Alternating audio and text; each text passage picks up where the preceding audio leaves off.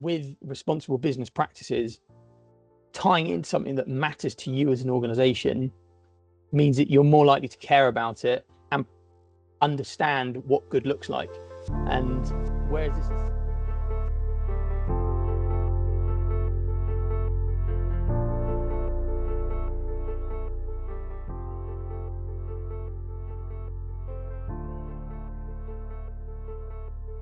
So responsible business is something that encompasses everything across sustainability, social value, your impact on the community, your impact globally.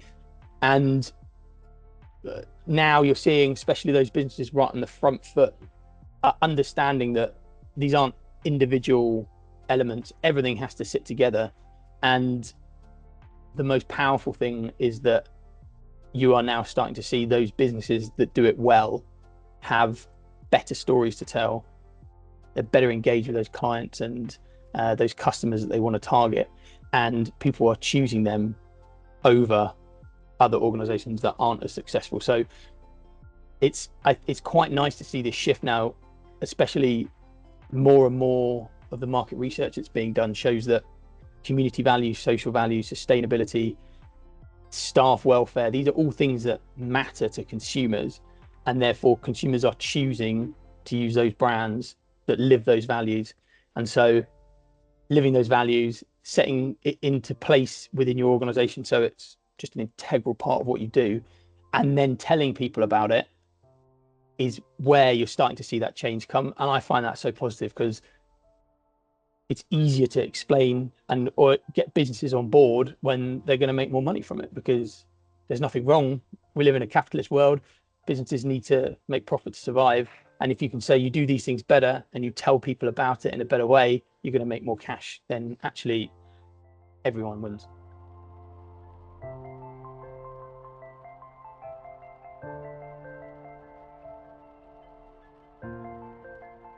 A big, huge organization I've been working with recently, one of their key drivers is staff retention and recruitment.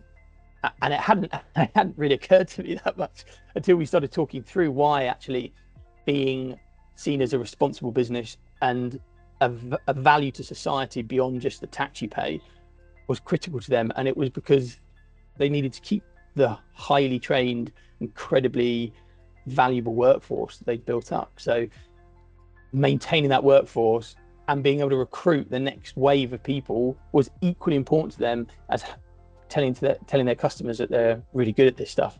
And I thought it was such a nice way to approach it, because they're saying we need to live our values because the people who are us value it.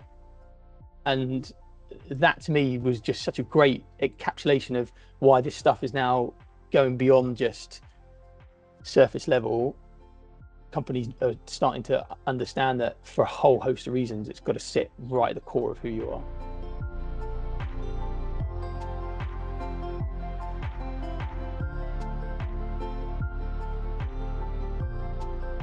It's a Wild West. I mean, it's been quite a long old process from over probably the last 25 years. And there are definitely a lot of schemes out there that are rubbish. I think the issue with that is it hits the credibility of those schemes that are good. My advice to businesses or institutions is always do stuff that you actually care about, that is relevant to you as a business. This is never, very rarely is this someone's primary goal and this their primary business focus. And we shouldn't ever think that it needs to be, because if you are a manufacturing company, your primary goal is to manufacture whatever it is you do. If you're a financial services company, your primary goal is to deliver those financial services, because without that, you don't exist. So with responsible business practices, tying in something that matters to you as an organization means that you're more likely to care about it and understand what good looks like. And whereas this has sat for a long time in the just chuck some money at it box and maybe it will go away or we can tick it, it's just not good enough anymore. And it's not only from a holistic point of view, it's also from a customer point of view or a staff point of view. people can smell it if it's not good enough now.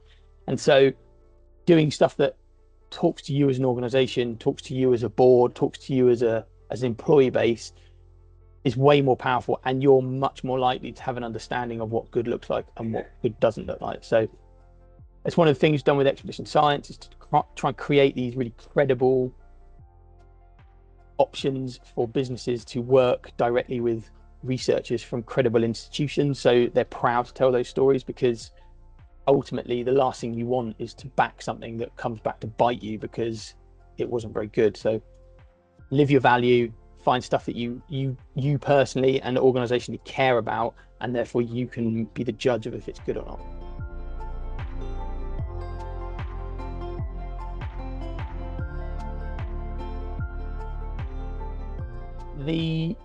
So I moved working into Parliament from a very operational background, responding to big disasters, the military, big expeditions, and it was a real sidestep for me, and one that I have enjoyed way more than I thought I would.